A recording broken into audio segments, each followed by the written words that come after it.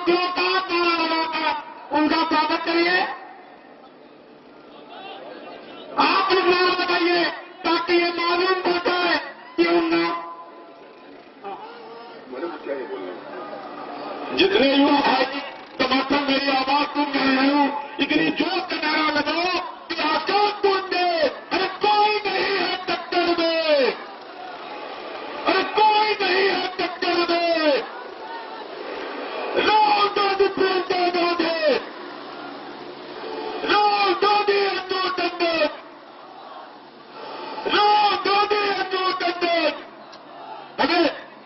अरे कोई नहीं है टक्कर में, अरे कहां पर हो टक्कर में, अरे कहां पर हो टक्कर में, अरे कहां पर हो टक्कर में। राहुल गांधी अन्नू टंडन, राहुल गांधी अन्नू टंडन।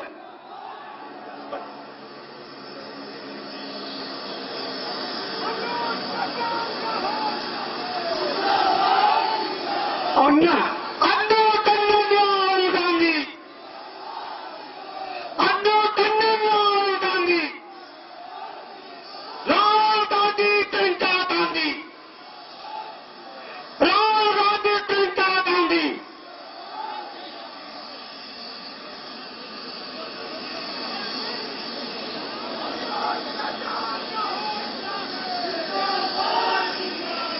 साथियों, हमारे चाहने वाले, हमारे राष्ट्रीय अध्यक्ष जिनकी ताकत से कांग्रेस का एक एक कार्यकर्ता अपने को गौरवान्वित महसूस करता है, जिनके एक एक अल्फाज कांग्रेस के कार्यकर्ताओं के दिल को छू जाते हैं, वो हमारे क्रांतिकारी राष्ट्रीय अध्यक्ष राहुल गांधी जी हमारे उन्नाव की धरती के जीआईसी मैदान में आते हैं।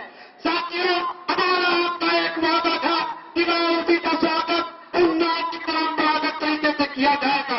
हम नारा यहाँ से लगाएंगे, उसकी आवाज आप वहां से हमको ताकत देंगे। राहुल गांधी अन्नू टंडन, राहुल गांधी अन्नू टंडन, राहुल गांधी अन्नू टंडन, राहुल को टंडन करो, अन्नू को टंडन करो, अन्नू को टंडन करो।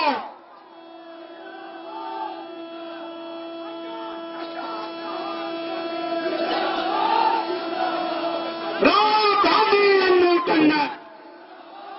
अन्नू टंडन जी ने अपने राष्ट्रीय अध्यक्ष माननीय राहुल गांधी जी का बुके देखकर स्वागत किया। हमारे शहर अध्यक्ष अमित शुक्ला जी, चुनाव करता हृदय प्रकाश जी, मदन मोहन शुक्ला जी, जिला अध्यक्ष जी,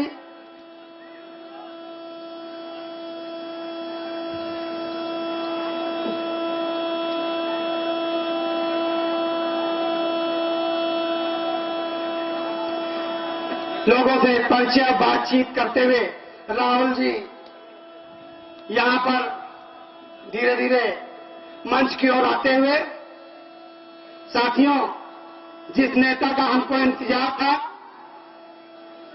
जिनकी ताकत पे हमारी ताकत है, जो आज देश में किसानों की लड़ाई, गरीबों की लड़ाई लड़ लड़कर मेहनत कर रहे हैं, कि तो बहुत बहुत आभार और धन्यवाद प्रकट करते हैं कि हमारे अन्नू बहन के लिए आज इस मैदान में राहुल जी और 26 तारीख को हमारी बहन प्रियंका गांधी जी रोड शो करने आ रही हैं।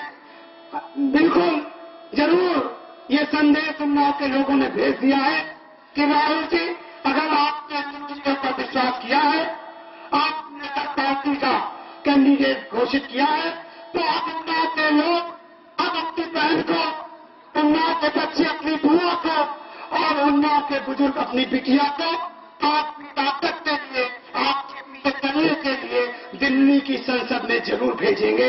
ऐसा संकल्प हमारे पंडाल में हमारे बूथ के एक कार्यकर्ता ले चुके हैं। साथियों,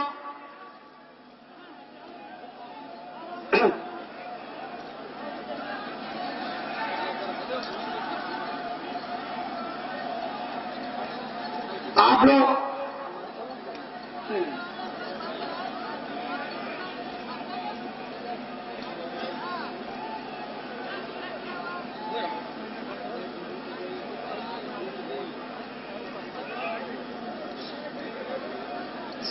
साथियों, हमारे राहुल जी अब धीरे धीरे परिचय प्राप्त करते हुए मंच की ओर, और जब वो मंच पर आएंगे तो हम सब जानते हैं, हम नाव के लोग, हम तो क्रांतिकारी, साहित्यकारी और बलिदानियों की धरती के लोग हैं कि हम अपने ऐसे जिसके परिवार ने बलिदान दिया हो देश के लिए, उनका जब सपूत इस मंच पर आएगा तो उन्नाव के बलिदानी लोग जानते हैं, उनके परिवार के लोग जानते हैं कि हमको राहुल जी का स्वागत किस तरीके से करना है। साथियों, आज जो ताकत हमको देने के लिए हमारे राष्ट्रीय अध्यक्ष ऊपर आए हैं, मंच पर आ रहे हैं, मैं जिनके परिवार के लोगों ने इस देश के लिए अपना खून बहाया है, ऐसे बलिदानी राहुल जी संघर्ष करो, राहुल जी संघर्ष करो, राहुल जी संघर्ष करें।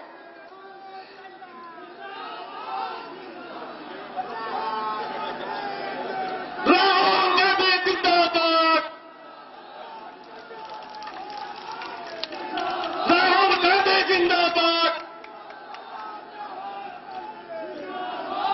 अब आप सभी लोगों से अनुरोध है कि आप अपना फैसला ग्रहण कर लें। बड़ी देर से आप जिनका इंतजार कर रहे थे इतनी चिलचिलाती धूप के अंदर, वो लगातार नौजवान हम सबके हृदय सम्राट राहुल जी हमारे बीच में आ चुके हैं। आपका इस उन्नाव की धरती का स्वागत करते हैं। अब हम आपकी बहन और आपकी बेटी अनु टंडन जी से आग्रह करेंगे कि पुष्प गुच्छ दे करके आदरणीय राहुल जी का सम्मान करने का कष्ट करें। आदरणीय अनु टंडन जी,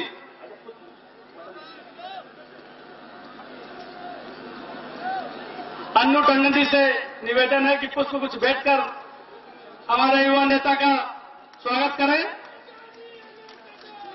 जिला अध्यक्ष डॉक्टर सूर्यनारायण यादव जी सूत की माला देकर के हमारे नेता आदरणीय राहुल जी का सम्मान करेंगे। साथ में ही उन्नाव की संकलित एक महापुरुषों की सप्रेम भेंट अनु टंडन जी द्वारा की जा रही है। दयाशंकर शुक्ला जी, मोहम्मद असलम जी, कृष्णपाल यादव जी, संजय निगम जी और बाबूलाल रावत जी, ये कृपया मंच पर आकर राहुल जी का सम्मान करेंगे।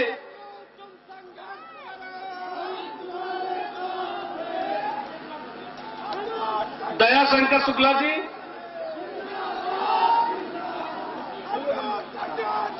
साथियों, आपके जोश और हौसले को देखकर ये निश्चित महसूस हो रहा है। राहुल जी, मैं आपको बताना चाहता हूं कि ये 2-2.5 घंटे से इतनी कड़ी धूप के अंदर आपके मुकाबले को चुनने के लिए और उन्नाव की सीट आपकी झोली में डालने के लिए ये उन्नाव के नौजवान आपका इंतजार कर रहे थे। राहुल जी के सम्मान और अपनी बहन अनु टंडन जी के स्वागत किया जा रहा है।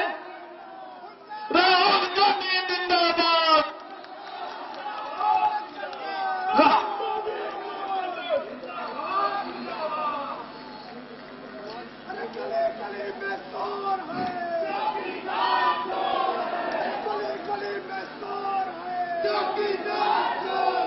जिस तरह से आप सब लोगों ने अभी तक की इंतजार किया है, अब हम अपनी उन्नाव की बेटी, आपकी बहन, किसी की बुआ, अन्नू टंडन जी समाज सेविका को आमंत्रित करता हूं कि वो आए और हम लोगों को संबोधित करने का काम करेंगी। बहन अन्नू टंडन जी। हमारे उन्नाव के परिवार के हमारे सभी भाई बहन बुजुर्ग सभी को पहले मेरा प्रणाम, मेरा सलाम, मेरा नमस्कार और मेरे माध्यम से सभी बच्चों को बहुत सारा प्यार, बहुत सारा आशीर्वाद। मुझे दिखाई पड़ रहा है कि नौजवान बहुत उत्साहित है, हमारे यूथ कांग्रेस के बच्चे सब और एनएसयूआई के बच्चे। और मैं पहले आपसे बात कर चुकी हूं, इसलिए मैं बहुत लंबा इस वक्त भाषण नहीं इसलिए दूंगी क्योंकि हम सब चाहते हैं कि हमारे राहुल गांधी जी हमसे अपनी बात रखें। मगर उनके सामने जो बातें हमारी और आपकी हुई है उसके बारे में मैं 2 शब्द कहना चाहती हूं। हम उनको बताना चाहते हैं कि उन्नाव एक परिवार है और हम सब एकजुट हैं। इस वक्त हमारी लड़ाई झूठ और सत्य के बीच में है। मैं यहाँ की अपने घर की बहन हूँ, बेटी हूँ और मेरे सामने जो 2 जने खड़े हैं वो दोनों बाहरी हैं। तो इन हालातों में परिवार सब एकजुट हो गया है, लेकिन हम सबके कई जरूरतें हैं, कई मुद्दे हैं। हमने उनको गिनाए थे कि पानी भी एक मुद्दा है, हर तरीके के मुद्दे हैं, लेकिन एक अहम मुद्दा मैं आपके कान में डालना चाहती हूँ। यहाँ रोजगार की जब बात होती है तो रोजगार में और हमारा ग्रामीण इलाका है, तो रोजगार और ग्रामीण इलाकों को अगर हम बांध दें, यानी किसान और नौजवान को जोड़ दें, तो हम हाथ जोड़ के आपसे प्रार्थना करना चाहते हैं कि आगे हमें मौका दीजिए कि फूड पार्क जैसे कई ऐसे साधन हमारे नौजवानों को मिले ताकि रोजगार का साधन भी हो और हमारे किसानों का भी भला हो।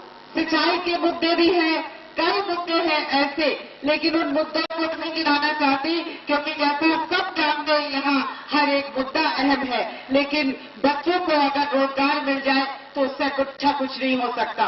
मैं आप उन्नाव की तरफ से धन्यवाद देना चाहती हूँ अपने कांग्रेस पार्टी को, अपने राहुल गांधी जी को, जिनको हम भावी प्रधानमंत्री के रूप में देख रहे हैं कि उन्होंने कुछ बहुत अच्छी चीजें घोषणा पत्र में डाली हैं।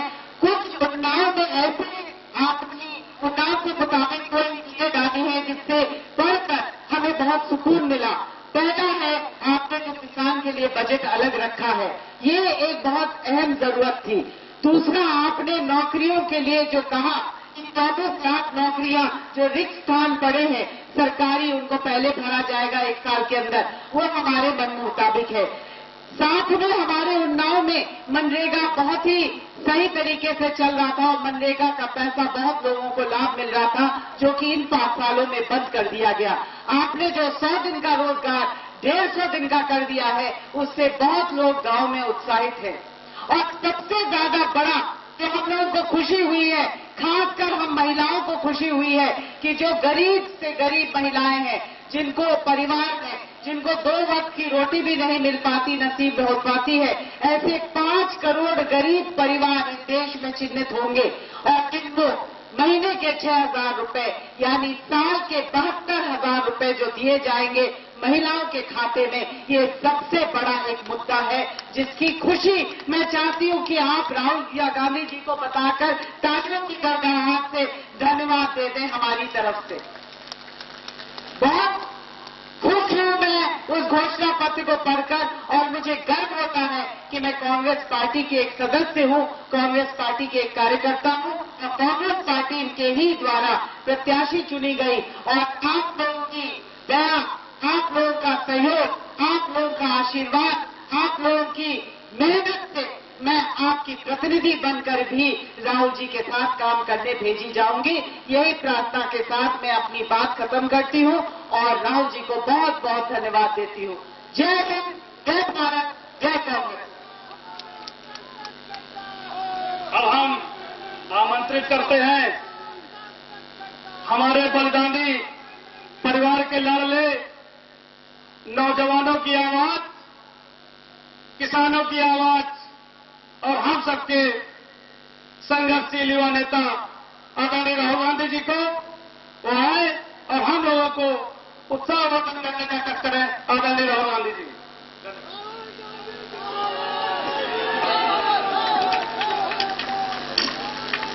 अनु टंडन जी,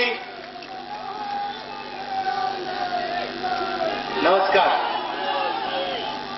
अनु टंडन जी, डॉक्टर सूर्य नारायण यादव जी, अमित शुक्ला जी, स्टेज पे कांग्रेस पार्टी के नेता, प्यारे कार्यकर्ता, भाइयों और बहनों, प्रेस के हमारे मित्रों, आप सबका यहां बहुत बहुत स्वागत, आप लोगों का भी बहुत बहुत स्वागत, नमस्कार। कैसे हैं आप? ठीक है? अच्छा, नया नारा चला है। अभी मैं आया तो लाइन में किसी ने कहा, पहले नारा हुआ करता था, अच्छे दिन, जनता कहती थी आएंगे, याद है? अब नया नारा सुनिए, चौकीदार चौकीदार, मजा नहीं आया? चौकीदार। अच्छा, ये चौकीदार जो 5 साल में चोर बन गया, ये हुआ कैसे? पहले चौकीदार जी ने कहा था 56 इंच की छाती है, 56 इंच की छाती है, मुझे प्रधानमंत्री मत बनाओ, मुझे चौकीदार बनाओ। चौकीदार बनाओगे, 2 करोड़ युवाओं को, उन्नाव में 2 करोड़ युवाओं को रोजगार दूंगा, 15 लाख रुपए हक बैंक अकाउंट में। अच्छा, नाम क्या है आपका? हाँ, विवेक जी, एक बात बताइए, चश्मा तो आपने बहुत अच्छा पहना है, मगर 15 लाख रुपए आपके बैंक अकाउंट में आए? नहीं आए ना? अच्छा, 5 रुपए आए? 5 रुपए भी नहीं आए ना? तो आपने कभी मोदी जी से पूछा, भैया 15 लाख करोड़ 5 रुपए क्यों नहीं दिया? नहीं पूछा ना? अगली बार आएंगे पूछना। 2 करोड़ युवक को रोजगार नहीं दिया, 15 लाख रुपए किसी को नहीं दिए, किसान को सही दाम नहीं दिया, कर्जा माफ नहीं किया। तो मुझे बताइए भाई और बहनों, पिछले 5 सालों में चौकीदार ने किया क्या?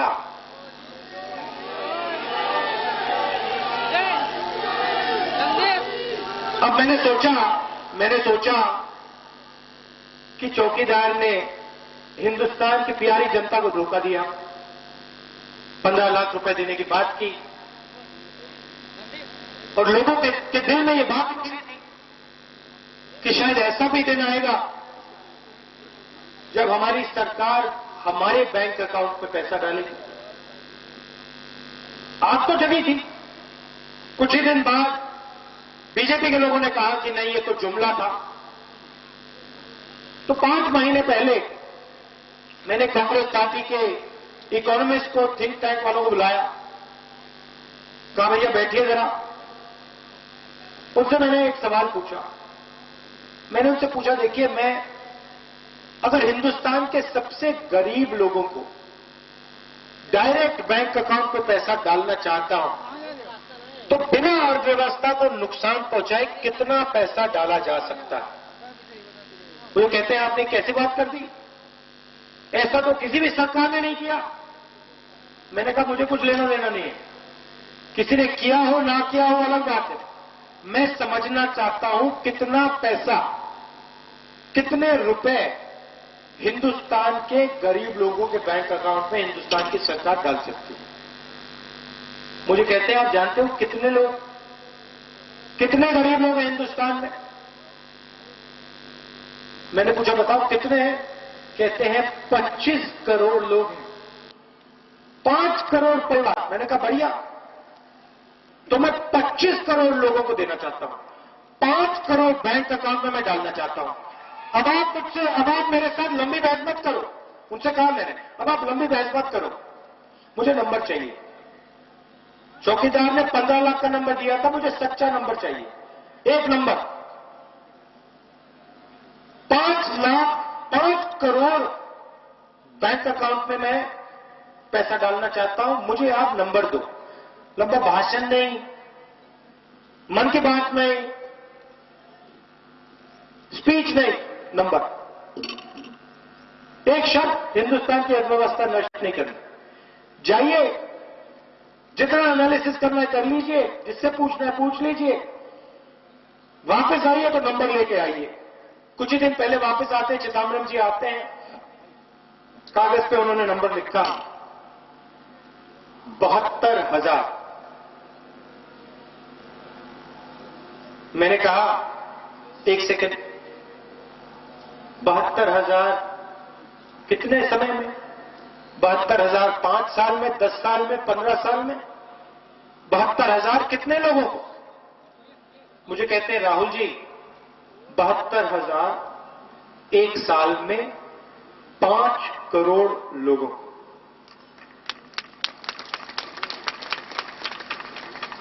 मतलब नरेंद्र मोदी ने 15 लाख का झूठ बोला था ना। न्याय योजना 15 लाख रुपए नहीं डालेगी, मैं आपको सच्चाई बता दूंगा, 15 लाख रुपए नहीं डालेगी न्याय योजना, मगर 5 साल के 3,60,000 रुपए 5 करोड़ बैंक अकाउंट में न्याय योजना डाल देगी। और उसमें से मैं आपको बताता हूं, इस भीड़ में लोग हैं। मुझे नहीं लगता कि विवेक जी के बैंक अकाउंट में जाएगा, क्योंकि ये थोड़े मतलब इतने गरीब नहीं लगते हैं। मगर इस भीड़ में मुझे लोग दिख रहे हैं जिनके बैंक अकाउंट में कांग्रेस पार्टी 3,60,000 रुपए 5 साल के अंदर डालेगी। हर महीने 6,000 रुपए, साल के 72,000। तो मैंने उन्हीं इकोनॉमिस्ट से पूछा, एक बात बताइए, इतना पैसा है सरकार के पास, 5 करोड़ लोगों को 3,60,000 रुपए दिया जा सकता है, तो इस पैसे का नरेंद्र मोदी ने क्या किया? ठीक है 15 लाख नहीं दिए, ठीक है 3,60,000 नहीं देना चाहता, उसने 1 लाख भी नहीं दिया। मैंने पूछा ये पैसा कहां गया? लिस्ट दी मुझे, राहुल जी 5,55,000 करोड़ रुपए पिछले 5 सालों में नरेंद्र मोदी ने हिंदुस्तान के सबसे 15 अमीर लोगों का कर्जा माफ किया।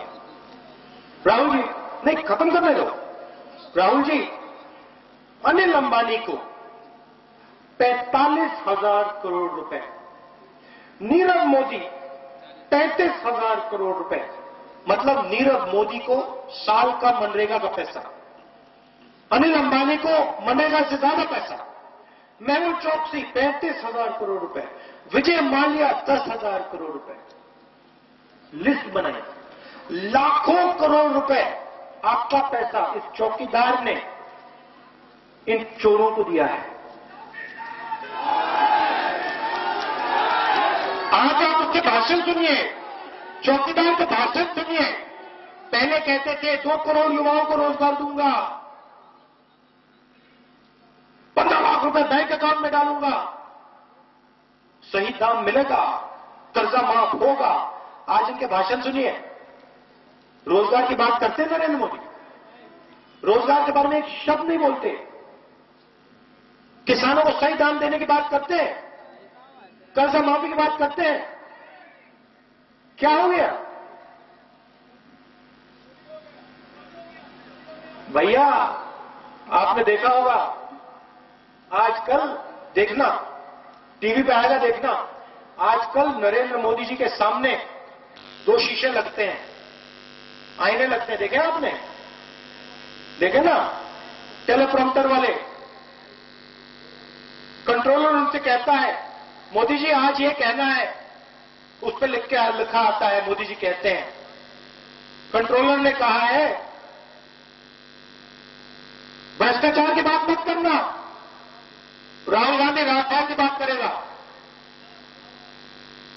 कंट्रोलर कहता है 15 लाख की बात मत करना, राहुल गांधी 3,60,000 रुपए दे रहा है।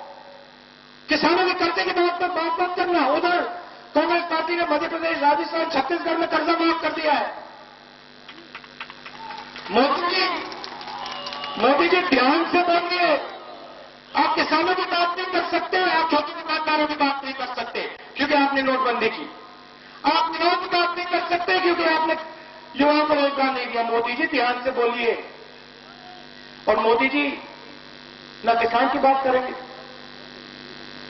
न बेरोजगार की, न 15 लाख की, न युवाओं के रोजगार की। मैं नरेंद्र मोदी जी को समझ गया हूं,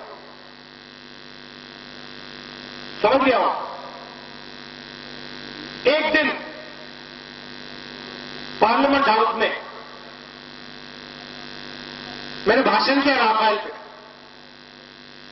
और मैंने नरेंद्र मोदी जी से 4 सवाल पूछे।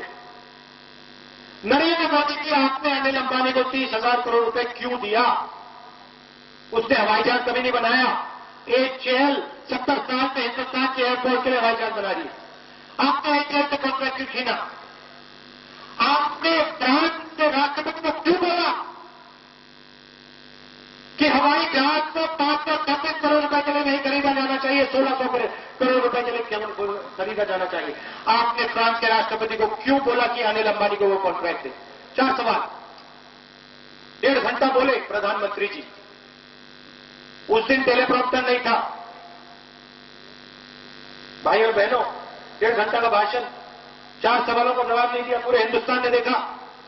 और भाषण देते हुए 56 इंच की छाती, कभी यूं देखे, कभी यूं देखे, कभी यूं देखे, यूं देखे।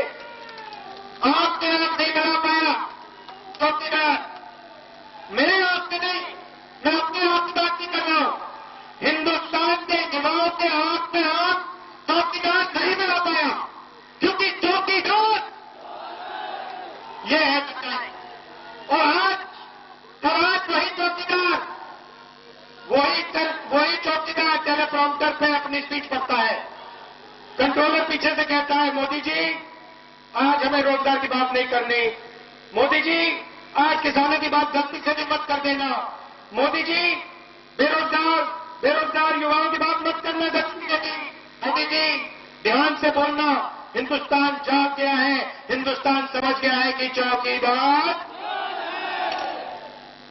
यह है सच्चाई। अब देखिए मोदी जी ने क्या किया, मैंने आपको बताया। अब उसको छोड़िए, अब मैं आपको बताता हूं कांग्रेस पार्टी आपके लिए क्या करेगी। 2-3 चीजें ऐतिहासिक। न्याय योजना का तो बता दिया, 72,000 रुपए बैंक अकाउंट में खटा हर महीने, हर साल 5 साल। जब तक आपकी आमदनी 12,000 रुपए से ज्यादा महीने की नहीं हो, तब तक आपके बैंक अकाउंट में खटाखट न्याय योजना का पैसा है। पहले 100 दिन का मनरेगा करते थे, यहां फायदा होता था। अब 150 दिन का मनरेगा होगा। मनरेगा का पैसा मिलेगा, मनरेगा का पैसा मिलेगा, मगर अगर 12,000 रुपए प्रति महीने से कम आमदनी है तो न्याय योजना का भी पैसा खटाखट आपके बैंक अकाउंट में आएगा। चलो अब युवाओं की बात करते हैं, अब युवाओं की बात करते हैं, क्योंकि यहां बहुत युवा हैं। और चौकीदार ने आपसे चोरी की, आपके पैरों पर कुल्हाड़ी मारी। कैसे मारी बताता हूं। 8 बजे रात को, 12 बजे जीएसटी थी, 8 बजे नोटबंदी। 8 बजे रात को पता नहीं क्या हुआ, चौकीदार जी के दिमाग में पता नहीं क्या हुआ। कहते हैं, मित्रों 500 रुपए, 1,000 रुपए का नोट मैं रद्दी कर रहा हूं। ये मुझे अच्छा नहीं लगा, गांधी जी का फोटो है इस पे, मुझे अच्छी नहीं लगी, इसको मैं रद्दी कर रहा हूं। अच्छा, कुछ दिन पहले सुल्तानपुर में मीटिंग थी, 12 साल का लड़का था। मैंने उससे पूछा, भैया मैं सवाल पूछना चाहता हूं, मीटिंग के सामने मैंने उससे पूछा, भैया एक सवाल पूछना चाहता हूं, इधर आओ। एज क्या है तुम्हारी? 12 साल। अच्छा एक बात बताओ, अगर 500 रुपए और 1,000 रुपए का नोट रद्दी कर दिया जाए तो देश को फायदा होगा या नुकसान? 12 साल का लड़का कहता है नुकसान होगा। मगर देश के प्रधानमंत्री को यह बात नहीं समझ आई। नोटबंदी की गब्बर सिंह टैक्स लागू किया और आपके जेब में से पैसा निकाला। जो हमारी माताएं बहनें आई हैं, आपके घर से पैसा निकाला। आपके जेब से निकाला। कितना पैसा निकाला आपकी जेब से? जो आपने बचाया था वो निकाल के नरेंद्र मोदी जी ने अनिल अंबानी, मेहुल चोकसी को दिया। जैसे ही आपके जेब में से पैसा निकला, आपने माल खरीदना बंद किया। जैसे ही आपने माल खरीदना बंद किया, हिंदुस्तान की फैक्ट्री ने बनाना बंद किया। जैसे ही हिंदुस्तान की फैक्ट्री ने माल बनाना बंद किया, मालिकों ने कहा कि जो युवा फैक्ट्री में रोजगार काम कर रहे थे, उनसे कहा कि भैया घर चले जाइए, आपकी कोई जरूरत नहीं। बेरोजगारी शुरू हो गई। 45 साल से सबसे ज्यादा बेरोजगारी आज। अब न्याय योजना डायरेक्ट पैसा बैंक अकाउंट में डालेगी। जैसे ही न्याय योजना का पैसा बैंक अकाउंट में जाएगा, वैसे ही आप लोग माल खरीदना शुरू करोगे। कोई टी शर्ट खरीदेगा, पैंट शर्ट। आप सिर हिला रहे हैं, आप शायद मोबाइल फोन खरीदे, पता नहीं।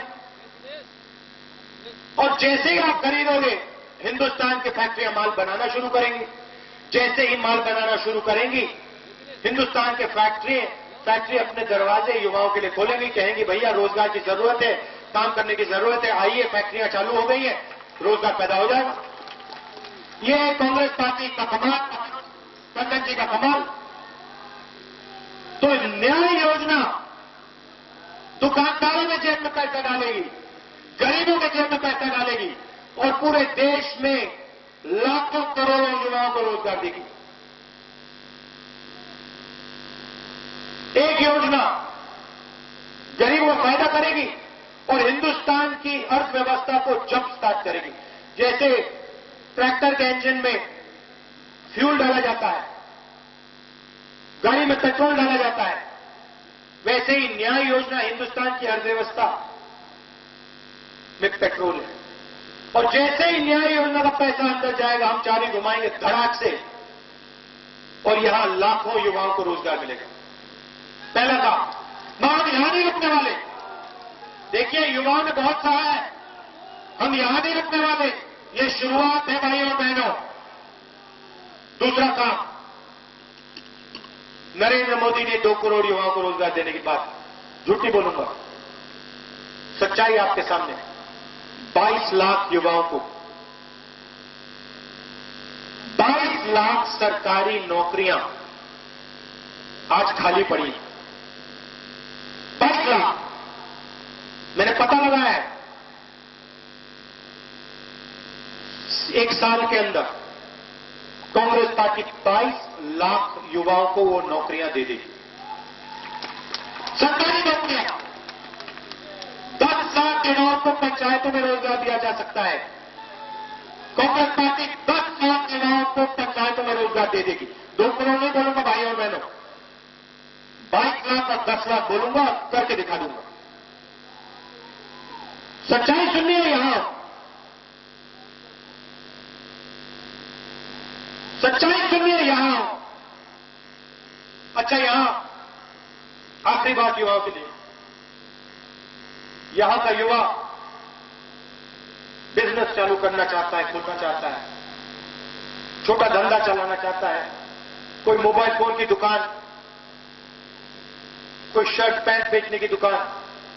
मगर जब भी आप बिजनेस चालू करना चाहते हो, आपको सरकार से परमिशन लेनी पड़ती है। एक डिपार्टमेंट में जाओ, परमिशन मांगो, कहते हैं भैया योगी जी की सरकार है, मोदी जी की सरकार है, पहले रिश्वत दो फिर परमिशन मिलेगी।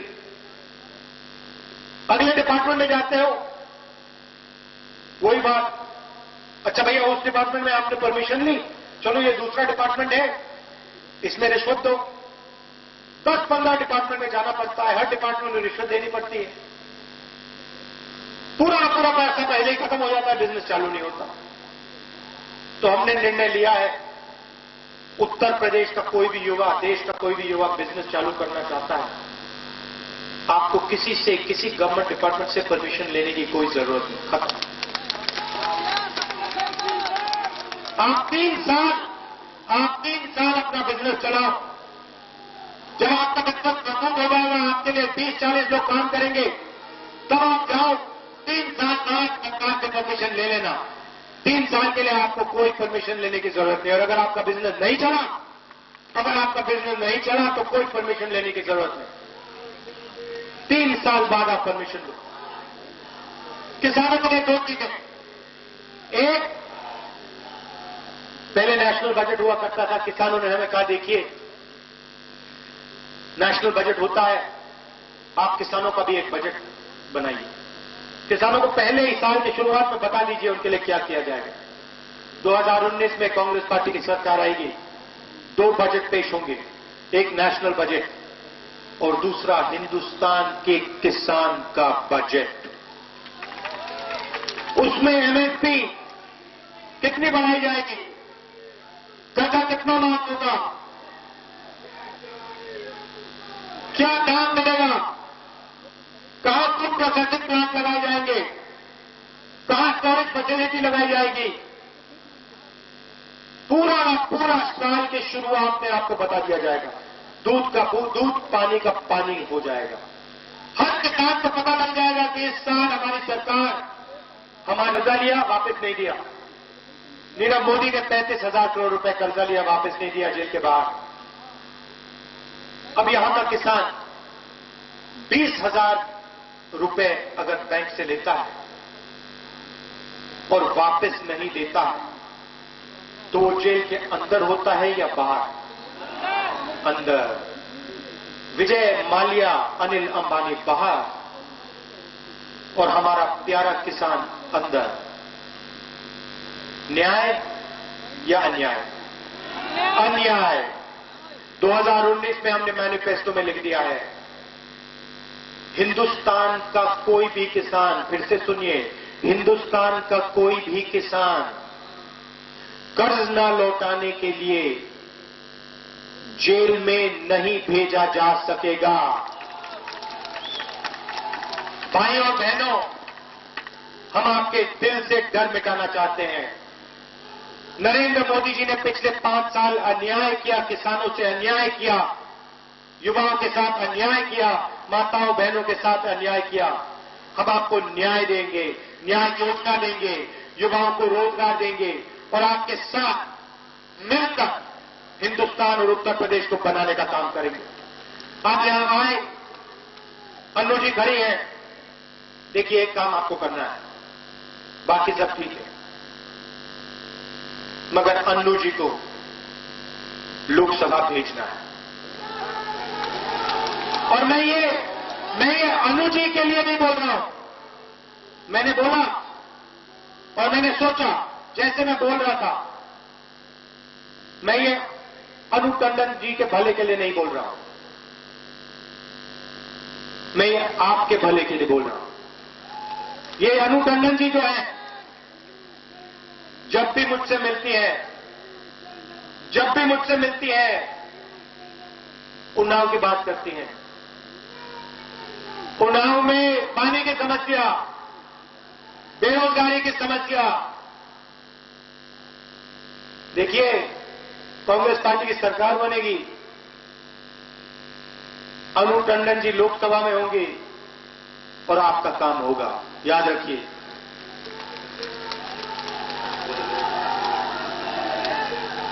आप सबको बहुत बहुत धन्यवाद, दिल से धन्यवाद। इतनी गर्मी में आए, बहुत बहुत धन्यवाद। नमस्कार, जय हिंद।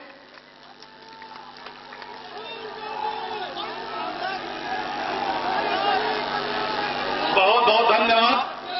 आप सब लोग यहां पर उपस्थित हुए। राहुल गांधी जिंदाबाद।